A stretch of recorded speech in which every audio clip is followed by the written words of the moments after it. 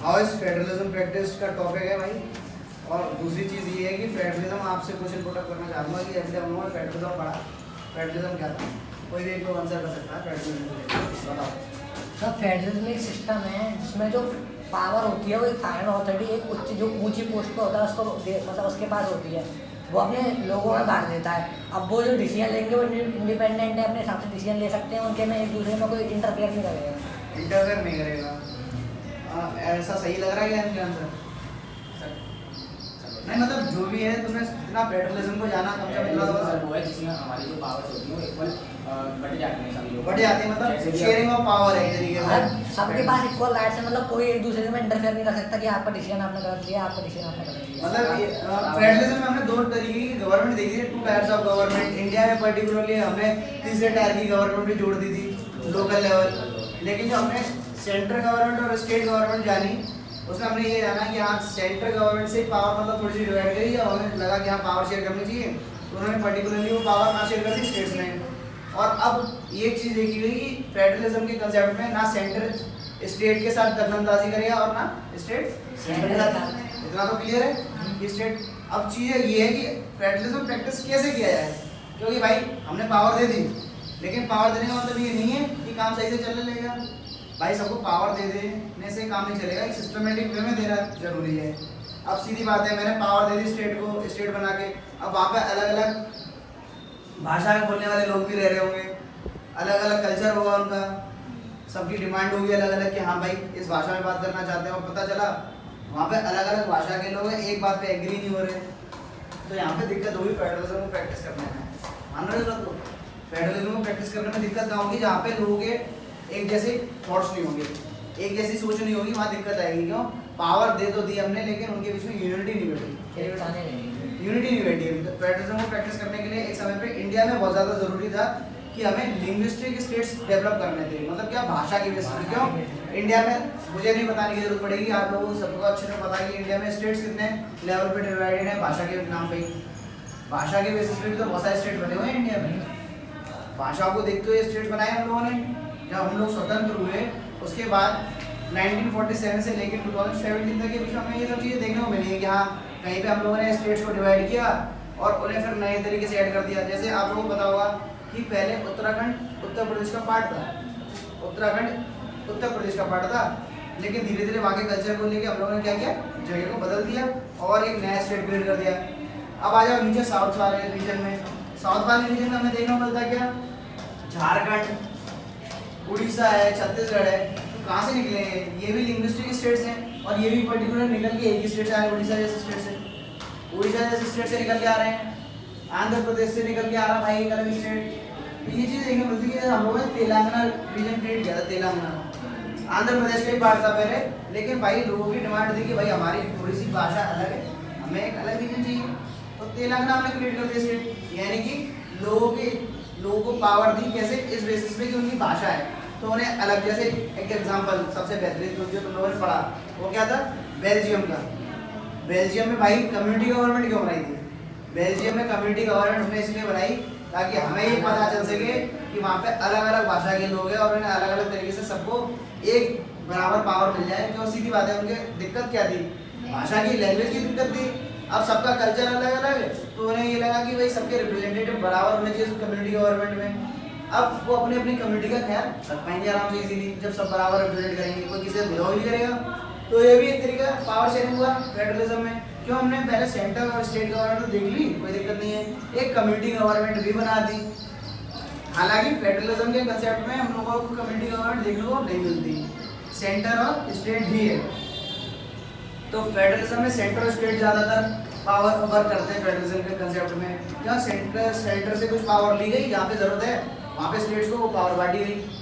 इतने में दिक्कत है तो मैं शेयर करूँ कि हाँ भाई यहाँ से जहाँ तक तुम्हें कोई दिक्कत आ रही है फेडरलिज्म के कंसेप्ट में, यहाँ पावर बांटी कैसे आ रही है बताओ? फेडरलिज्म में पावर कैसे बांट रहे हो बताओ समीर, बताओ फेडरलिज्म में पावर कैसे बांटी बताओ? सोचिए, कोई दिक्कत थोड़ी है इसमें, इतनी बड़ी इशू नहीं है। अरे फेडरलिज्म के कंसेप्ट में पावर हम लोग कैसे बांट रहे हैं सर पहले पावर एक उत्तर सिंपल सा कंसेप्ट है भाई। फेडरलिज्म में वो कुल मिला के कोशिश क्या कर रहे हैं हम लोग बताओ? फेडरलिज्म में कोशिश तो ये करिए ना पावर बांटने की, ताकि लोग एक एक लेवल पे अपनी पावर को एग्जीक्यूट कर सके और सीधी बात दूसरा इंसान आगे उसमें इंटरफेयर ना कर सके। ये तो कोशिश थी फेडरलिज्म के कंसेप्ट में। ये ट्राई किया हम लोगों ने। ऐसे में चलते चलते इंडिया में जरूरत पड़ी भाई कि अलग अलग स्टेट्स को हमने डेवलप करना था भाषा के बेसिस पे, क्योंकि इंडिया में बहुत सारी लैंग्वेजेस हैं। तो एक समय ऐसा था जब इंडिया आज़ाद हुआ था तो इंग्लिश हमारे यहाँ बहुत ज़्यादा इस्तेमाल होती थी, डोमिनेंट लैंग्वेज थी। क्यों भाई? ब्रिटिशर्स यहाँ से छोड़ के गए थे हमें। जब ब्रिटिशर्स हमें छोड़ के गए तो उनकी इंग्लिश लैंग्वेज ही हमने as a official language adopt कर ली। लेकिन भाई बात तो दिक्कत यहाँ है कि देश आज़ाद हो गया। अब देश आज़ाद हो गया तो हम क्या बोलेंगे? हमें इंग्लिश भी नहीं बनती। क्यों? क्योंकि हम तो भाई हिंदी भाषी इंडिया के, ब्रिटिशर्स की लैंग्वेज का इस्तेमाल करें। तो लोगों ने डिमांड उठाई कि काम करते हिंदी को कर देते। तो भाई बाकी लोगों ने दिक्कत बताई बात को। क्यों? इंडिया में भी हिंदी हर जगह नहीं चल रही थी। आज भी आप बताओ साउथ इंडिया में जाओ, नीचे बहुत सारी लैंग्वेजेस अलग इस्तेमाल होती है। तेलुगु होती है, कन्नड़ होती है, मलयालम होती है, अलग अलग लैंग्वेजेस हैं। इसकी बेसिस पे हम लोगों ने स्टेट्स डेवलप कर रखी हैं। तमिलनाडु है, इसमें हिंदी नहीं इस्तेमाल होती प्रॉपरली। कर्नाटक है, इसमें प्रॉपर हिंदी इस्तेमाल नहीं हो रही है। केरला है, यहाँ पे हिंदी प्रॉपर इस्तेमाल नहीं हो रही। इससे ज़्यादा ऊपर और आया उड़ीसा में प्रॉपर हिंदी इस्तेमाल नहीं होती है। आंध्र प्रदेश में आओगे, आंध्र प्रदेश में नहीं इस्तेमाल हो रही है। यानी कि ये सारे किस बेसिस पे बने? लैंग्वेज के बेसिस पे बनाए गए राज्य ऐसे हैं। यानी कि लैंग्वेज को हमने फेडरलिज्म में वैल्यू की कि भाई लैंग्वेज की बेसिस पे भी हमें स्टेट्स बनाने पड़ेंगे, ताकि वो लोग इस बात पे ना उतारू हो जाए कि हाँ वो लड़ने लगे कि हाँ उनकी भाषाओं को वैल्यू नहीं की गई। फेडरलिज्म में कुल मिला के बात तो वैल्यू की है कि भाई सबको बराबर अधिकार देना है। तो सबको ये भी बताना है क्या तुम्हारी लैंग्वेज की भी वैल्यू है, तुम्हारे लैंग्वेज की भी वैल्यू है, ताकि आपस में भी ना लड़े। तो हम लोगों ने जब देश आज़ाद हुआ तो ये बोला कि हमें इंग्लिश नहीं चाहिए। लेकिन जो नीचे के साउथ स्टेट्स थे इन्होंने क्या बोल दिया कि नहीं नहीं यार हमारे यहाँ तो हिंदी इस्तेमाल ही नहीं हो रही है। अभी तक ब्रिटिशर्स थे तो हम लोगों के पास एक ऑफिशियल लैंग्वेज कौन सी थी? इंग्लिश थी। तो इंग्लिश तो इस्तेमाल करने दो कम से कम, इंग्लिश इस्तेमाल करने दो। उससे क्या है हम ऑल ओवर इंडिया में कहीं पे भी इसका इस्तेमाल कर लेंगे, क्योंकि अभी हम लोग आज़ाद हुए हैं तो हमें हिंदी इतनी अच्छे से नहीं आती जितनी इंग्लिश आती है, क्योंकि हम लोगों तक कभी हिंदी पहुंची नहीं भाई प्रॉपरली। उन्होंने ठीक है। तो तब से आज तक ये देखा जाता है कि हम लोगों ने इंग्लिश को नहीं हटाया, लेकिन हिंदी को भी ऑफिशियल लैंग्वेज में डाला। मतलब हम हिंदी को भी इस्तेमाल करते हैं और इंग्लिश को भी इस्तेमाल करते हैं, क्योंकि इन स्टेट की नीड ही ऐसी थी। डिमांड नहीं, नीड ऐसी है भाई। डिमांड और नीड में अंतर है। डिमांड तो किसी को हम बोल रहे हैं कि हमें ये चाहिए, लेकिन नीड क्या है? ये मजबूरी हमें चाहिए ही चाहिए, इसे हम इसके बिना नहीं रह पाएंगे। सीधी बात है, छोटा बच्चा है, छोटा बच्चा अपनी माँ के बिना रह पाता है क्या? क्योंकि उसे पता है उसका कम्युनिकेटर कोई और है नहीं। उसे पता है कि अगर उसे अपनी बात समझाने तो सबसे पहले उसकी माँ ही समझ पाएगी और कोई समझ पाएगा। वो हमारे तरह हिंदी नहीं बोलता ना इंग्लिश बोलता है। उसे रोना आता है जब, और हंसना आता है जब अगर उसे कुछ खिला पिला दिया हो, ना तो समझ में आता है। तो उसके लिए भी क्या नीड है कि उसे भाषा भी नहीं चाहिए। उसे क्या चाहिए कि हाँ एक ऐसा कम्युनिकेटर चाहिए जो उसकी फीलिंग्स को एक्सप्रेस कर दे, तो रोके और हंस के बता पाता है वो। तो उसके लिए तो क्या भैया रोना और हंसना जरूरी होना चाहिए। ऐसे जब लोग समझदार हुए तो जब इंडिपेंडेंस के बाद की बात है तो इंडिया में भी लोगों ने डिमांड उठाई कि नहीं इंग्लिश को रहने दो। नीचे वाले लोगों ने, साउथ स्टेट वालों ने बोला इंग्लिश को भी रखो और हिंदी को भी रखो। लेकिन ऐसा होते वक्त ये भी लग रहा था लोगों को कि हमारे खुद की लैंग्वेज का क्या, हमारी खुद की भी तो लैंग्वेजेस हैं, इनकी वैल्यू कौन करेगा अगर हमारे यहाँ सिर्फ हिंदी और इंग्लिश की वैल्यू की। इसलिए आज की डेट में भी इंडिया में कोई और नेशनल लैंग्वेज हमने डिसाइड नहीं करी इंडिया की कि हाँ इंग्लिश है या हिंदी है। क्योंकि इससे क्या होगा, लोगों के बीच में भाषाओं के लेके मतभेद हो जाएंगे, लड़ाई होने लगेगी कि भाई हिंदी को क्यों इंपॉर्टेंस दी जा रही है, हमारे राज्य की भाषा को क्यों नहीं बनाया नेशनल लैंग्वेज। इसलिए हमने आज तक नेशनल लैंग्वेज डिसाइड ही नहीं की। हमारी ऑफिशियल लैंग्वेज है, मतलब जो हम लोग प्रशासनिक कार्यक्रम करते हैं, कार्य करते हैं, ऑफिशियल वर्क होते हैं जो भी पेपर पे, वो हिंदी में होंगे या तो इंग्लिश में होंगे। पर्टिकुलरली कोई भी पेपर ऐसा नहीं हुआ जिसमें दूसरे राज्य की भाषा इस्तेमाल हो रही होगी। ये चीज़ देखने को मिलेगी हमें ऑफिशियल वर्ड्स में। जनरली जब इंडिया आज़ाद हुआ तो इंडिया की मदर टंग तो हिंदी थी, लेकिन उसके अलावा हमारे पास हिंदी के अलावा 21 लैंग्वेज थी। कितनी थी?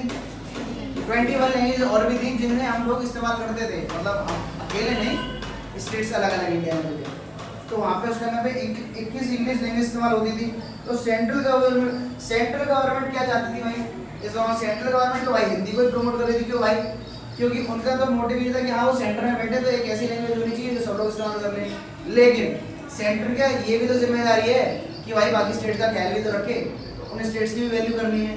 तो जो बची लैंग्वेजेस थी 21, इन्हें भी ऑफिशियली शामिल कर लिया गया। क्या करा?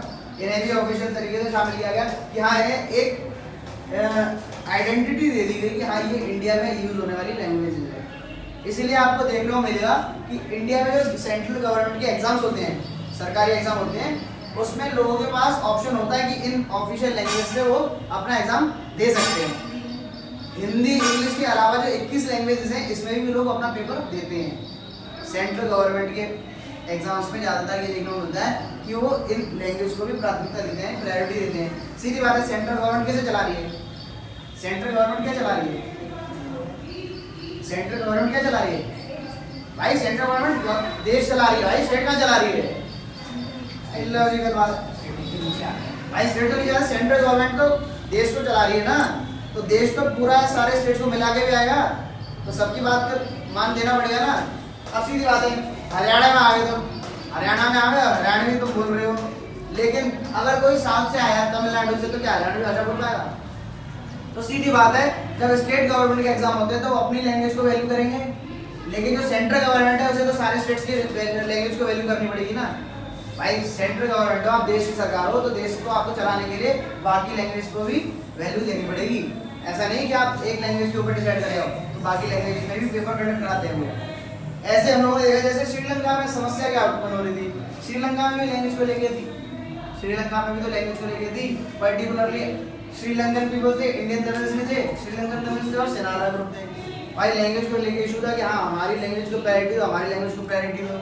वहाँ कोई सॉल्यूशन ही नहीं निकला, और जब वहाँ सॉल्यूशन नहीं निकला तो वहाँ पे आज भी समस्या है। लेकिन ऐसा इंडिया में देखा गया कि हाँ इंडिया में ऐसी दिक्कतें नहीं है, इंडिया में इन पर काम किया गया है, इंडिया में बाकी लैंग्वेज को वैल्यू दी हुई है, हम लोगों ने इंडिया में वैल्यू दी। अब जब आगे बढ़ते हैं फेडरलिज्म को प्रैक्टिस करने के दौरान, तो लैंग्वेज की बेसिस पे हम लोगों ने देखा, हमने स्टेट्स बनाए, सेंटर स्टेट रिलेशन स्टार्ट होता है। टॉपिक इसी में छोटा सा है, सेंटर और स्टेट क्या समझ में आ रहा है? केंद्र और राज्य। केंद्र और राज्य क्या करेंगे भाई? आपस में कोऑर्डिनेट करके तो काम करेंगे, आपस में कोऑर्डिनेशन सेट करना पड़ेगा ना सेंटर और स्टेट को। तो भाई सेंटर और स्टेट कैसे काम कर सकते हैं आपस में? वो उनकी बात को समझे, ये इनकी बात को समझे। जब देश आज़ाद हुआ था ना, तो सेंट्रल गवर्नमेंट का बाहुबल ज़्यादा था, मतलब क्या उसकी वैल्यू ज़्यादा थी। स्टेट्स प्रॉपरली डेवलप नहीं थे, सेंट्रल गवर्नमेंट काम करवा रही थी ज़्यादा। तो दिक्कत ये होती थी कि जब देश आज़ाद हुआ तो सेंट्रल गवर्नमेंट में एक चीज़ देखने को मिली कि जो पार्टी रूल कर रही है, जो पार्टी सेंटर में रूल कर रही है केंद्र सरकार में, और वही पार्टी स्टेट गवर्नमेंट में चल रही है, तो एक चीज़ देखने को मिलती थी। जैसे आज की डेट में बीजेपी सेंटर में और उत्तर प्रदेश में भी बीजेपी है।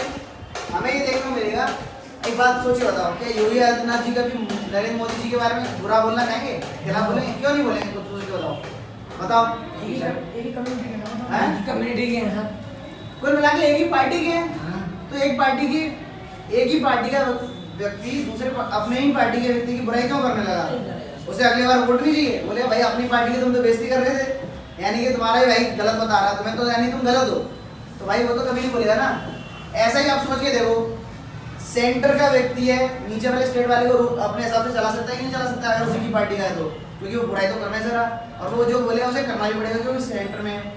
अगली बार उसे चुनाव लड़ने के लिए टिकट भी चाहिए, तो ऊपर से भाई टिकट मिलेगी चुनाव लड़ने के लिए, तो उसके खिलाफ कभी बोलेगा नहीं बोलेगा भाई। दूसरी चीज, इसीलिए एक चीज देखने को मिलती है कि जब एक दूसरी पार्टी अगर दूसरे स्टेट में पहुंच जाए तो ये काम अच्छे से चल सकता है। क्यों? सीधी बात है, सेंटर में बीजेपी, किसी और स्टेट में कांग्रेस है। अब सोच के बताना, अगर सेंटर में से बीजेपी कुछ बोलती है तो क्या कांग्रेस पूरी तरीके से मानेगी उसे फिर दूसरे स्टेट में? और क्या फिर कांग्रेस उसकी अच्छाई बढ़ाई करेगी फालतू में, अननेसेसरी? सीधी बात है, अलग अलग पार्टी के हैं, जो सच होगा या बुराई होगी तो बुराई भी बोलेंगे, अगर अच्छा होगा पहले से पेट्रोलियम में अच्छे को अच्छा भी बोलना चाहिए, अच्छा भी बोलेगी। लेकिन एक चीज देखने को मिल रही थी, अगर एक ही पार्टी की दो जगह सरकार है, जैसे केंद्र में और राज्य में, तो एक समस्या आती है कि वो जो पार्टी का लीडर है वो जैसा बोलेगा नीचे वाली को भी वैसा ही करना पड़ेगा। इतना तो समझ में आ रहा है? अरे घर का एग्जाम्पल उठा लो यार, घर में क्या होता है, घर में एक ही चीज तो देखने को मिलती है, पापा हैं तुम उनके खिलाफ नहीं आ सकते, लेकिन क्या पापा चाचा के बच्चों को कुछ बोलते हैं? यार पापा चाचा के बच्चों को ना बोल के अपने बच्चों को बोल सकते हैं। और ऐसे ही देखने को मिलता है दादाजी, दादाजी किस किस को बोल सकते हैं? बोल सकते हैं ज्यादा लोगों को। तो ध्यान रखना भाई, ऐसा है कि जब दादाजी का कंसेप्ट निकल के आता तो दादाजी को प्रेसिडेंट के लेवल पर डाल देना, तो दादाजी तो पूरे देश को देखेंगे ही, उनके हाथ में तो पावर्स हैं, स्पेशल पावर्स। लेकिन जब पापा को प्राइम मिनिस्टर की पोस्ट पे डालोगे तो बच्चों को नीचे चीफ मिनिस्टर पे डाल देना, तो सीधी बात है एक चीज देखने को मिलेगी हमें कि पापा चाचा के बच्चों को नहीं बोलेंगे, अपने बच्चों को बोल सकते हैं। तो ऐसे ही अलग अलग राज्य में अलग अलग पार्टी की सरकार हो सकती है, तो दूसरे को आप नहीं बोल पाओगे डायरेक्टली। सीधी बात ये है कि सेंटर डायरेक्टली कुछ काम नहीं करवा पाएगा अपोजिशन वाली पार्टी से। ऐसा ही सब समय आगे बढ़ा ना तो देश में समझदारी आई कि अगर एक ही पार्टी की सरकार सेंटर में भी है और स्टेट में भी है तो क्या होता है, वो जैसा बोलते हैं ऊपर वाले लोग नीचे वाले वैसे करते हैं। तो लोग धीरे धीरे समझने लगे, तो धीरे धीरे क्या हुआ, लोगों का विचार बंटने लगा और ऐसे अपोजिशन पार्टी बन गई नई नई, छोटी छोटी और पार्टी बनने लगी स्टेट में, रीजनल पार्टी। उससे क्या देखने को मिला कि लोगों के अपने अपने विचार आने लगे। अब जो पार्टी पहले से रूल करती आ रही थी, जरूरी नहीं है वही पार्टी क्या करेगी, रूल करेगी। अब लोगों के वोट बढ़ गए, तो एक पार्टी जो पहले मेजोरिटी में आती थी ना, अब वो पूरी तरीके से मेजोरिटी में नहीं आ रही है।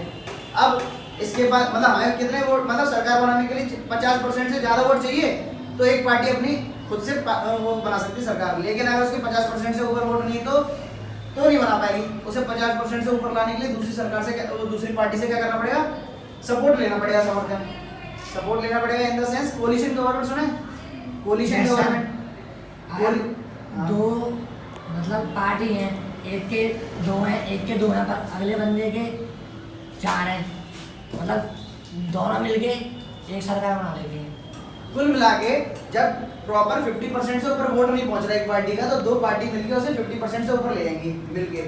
अब जब दोनों पार्टी मिल गई तो दोनों पार्टी ने कहीं ना कहीं अपने आप में बीच में समझौता किया हुआ, इसे बोलते हैं अलायंस, मतलब दोनों गुटबाजी कर ली, दोनों साथ हो गए। अब वो क्या करेंगे, सरकार बना लेंगे। ऐसे में देखना क्या मिलेगा मजेदारी वाली बात, एक पार्टी की अगर सरकार चल रही होती तो वो अपने हिसाब से पूरा काम करती। अब दो पार्टी मिल गई तो दो अलग अलग थॉट प्रोसेस आएंगे, दो विचारधारा अलग आएंगी। अब क्या होगा, इस पार्टी के लोगों की भी बात सुनी जाएगी, इस पार्टी के लोगों की बात सुनी जाएगी, यानी कि मतलब पार्टी के अंदर के लोग नहीं, इस पार्टी को जो वोट कर रहा है उसकी बात भी सुनी जाएगी, और इस पार्टी को जो वोट कर रहे हैं उनकी बात सुनी जाएगी। ज़्यादा लोगों को भला होगा कि नहीं होगा। तो कोलिशन गवर्नमेंट में हमने एक ये देखा तरीका कि फेडरलिज्म में हमने पावर शेयरिंग कोलिशन गवर्नमेंट में कर दी कि भाई सीधी बात है, वोट ज़्यादा नहीं मिले तो दो पार्टी मिली आपस में, तो पावर शेयरिंग हुई कि नहीं हुई, दो पार्टी शामिल होकर अब सरकार चलाएंगी। जब दो पार्टी मिलकर सरकार चलाएंगी तो पावर शेयरिंग अपने आप आपस में हो जाएगी, होगी नहीं होगी। तो इस तरीके से हम लोगों ने देखा कि फेडरलिज्म प्रैक्टिस किया जाता है। फेडरलिज्म कैसे होता है प्रैक्टिस, भाई सीधी बात है, पावर शेयर करके। तो अभी तक हमने सेंटर और स्टेट में पावर शेयर करी, फिर हमने भाषाओं के आधार पर पावर शेयर करी, और लास्टली हमने देखा कि कोलिशन गवर्नमेंट को बना के भी हमने पावर शेयर कर ली है। क्यों, एक बंदे ने अकेले ने मेजोरिटी प्रूफ नहीं कर पाई, सरकार बनानी थी, दो लोगों को शामिल करा, और फिर हम लोगों ने सरकार बना ली, इसमें भी पावर शेयरिंग हुई। तो ऐसे फेडरलिज्म प्रैक्टिस होता है पावर शेयर करने से। तो में से किसी को कोई डाउट हो तो बताओ। और अगर मैं पूछूं कि हाँ भाई सेंटर और स्टेट में इन लोगों ने आपस में सही संबंध रखने के लिए, एक दूसरे के साथ कोऑर्डिनेट करके काम करने के लिए क्या करना चाहिए, तो भाई सीधी बात ये कि एक पार्टी ऐसी होनी चाहिए जो सेंटर में रूल कर रही हो, एक अलग पार्टी होनी चाहिए स्टेट में। इससे क्या होगा, दोनों इंडिपेंडेंट तरीके से काम करेंगे और एक के ऊपर दूसरा दबाव नहीं बना पाएगा। कैसे, कोई एग्जांपल है किसी के पास, कोई छोटा सा एग्जांपल, कोई भी एक एग्जांपल तो है तो तुम्हारे दिमाग में कि हाँ सेंटर में अलग और स्टेट में अलग है, तो कैसे काम इंडिपेंडेंटली हो जाएगा।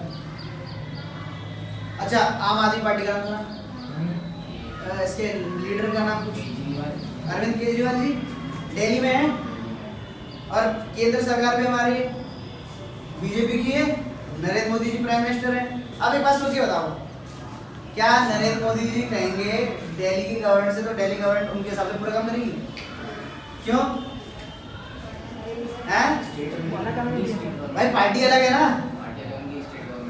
स्टेट गवर्नमेंट पार्टी अलग हो गई। लेकिन अगर दिल्ली में बीजेपी की सरकार होती तो करना पड़ता है, तो काम करते ना। तो यही चीज है मेन चीज की पावर शेयरिंग ऐसे होती है कि भाई अलग स्टेट में एक अलग पार्टी है, सेंटर में अलग पार्टी है, तो दोनों इंडिपेंडेंट तरीके से काम कर सकते हैं। और ये भी देखा गया कि जब भाई सरकार प्रॉपर मतलब सरकार बनाने के लिए पार्टी के पास पूरे 50% से ऊपर अकेले के पास वोट नहीं होते, तो दूसरे से पावर मांग लेती है, शेयर करती है और कोलिशन गवर्नमेंट बना लेती है। तो कोलिशन गवर्नमेंट को एक्सप्लेन करें यार, कोलिशन गवर्नमेंट क्या है? कोलिशन गवर्नमेंट वही है, मतलब दो अलग अलग जो पार्टीज होती है वो आपस में मिल जाती हैं, ठीक है। एक पार्टी का जैसे कि ज़्यादातर आ रही है डिमांड उस चीज़ की, वो भी सुनी जाएगी, दूसरी पार्टी की अपोजिट जो पार्टी उसकी डिमांड आ रही है, उसकी मतलब दोनों की पार्टी की डिमांड सुनी जाएगी, कोई दिक्कत नहीं, ज़्यादा से ज़्यादा लोगों का फायदा होगा। सही है मनीष?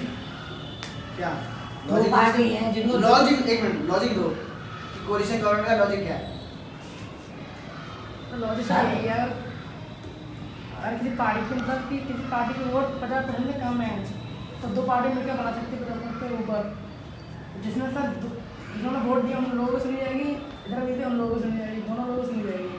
तो ये पावर शेयरिंग हो जाएगी फेडरलिज्म में, है ना? ये तो कोलिशन कोलिशन गवर्नमेंट नहीं होता तो उधर क्या कि एक ही पार्टी की सुनी जाती जाता है ना, तो उसमें क्या है वो लोगों को फायदा फायदा होगा। नहीं हो रहा, तो अब इधर क्या है कोलिशन गवर्नमेंट ने कराया तो 2 पार्टीज है, उन सभी लोगों की सुनी जाए तो ज़्यादा से ज़्यादा लोगों को फायदा होगा। तो मुझे उम्मीद है कि रीड करने से बजाय ऐसे समझाने से समझ में आया। ऐसे समझ में आया? तो भाई ये भी एक तरीका है फेडरलिज्म को प्रैक्टिस करने का कि हम भाषाओं के बेसिस पे स्टेट्स क्रिएट कर देते हैं तो भी पावर शेयर हो जाती है। उसके अलावा हम लोगों ने कोशिश करी कि भाई सेंटर और स्टेट को देखा, रिलेशन डेवलप की, तो एक अलग अलग पार्टी होगी तो भाई एक दूसरा पार्टी का व्यक्ति दूसरे पार्टी को अपनी सोच थोप नहीं सकता सेंटर और स्टेट में। क्यों भाई? सेंटर में एक अलग सरकार चल रही है, स्टेट में अलग है, तो अपने हिसाब से इंडिपेंडेंट तरीके से काम भी करेंगे, तो ये भी पावर शेयरिंग हो जाएगी। और लास्टली कोलिशन गवर्नमेंट देखी हमने कि भाई अगर एक पार्टी का पूरे 50% से ज़्यादा वोट नहीं आए तो उसने दूसरी पार्टी से सपोर्ट लिया, मिल गए, अलायंस बना ली, और जब अलायंस बना लेंगे तो सरकार बना पाएंगे। और ऐसे बनाने से दो अलग अलग पार्टी के जो वोटर्स थे उनका भी भला होगा। अब सीधी बात है, अगर एक पार्टी गलत काम करेगी तो दूसरा वाला टोक सकता है थोड़ा सा, और दूसरा गलत करेगा तो पहला वाला टोक सकता है। इससे क्या होगा? जनता का भला। ये था topic concept, how is federalism practice.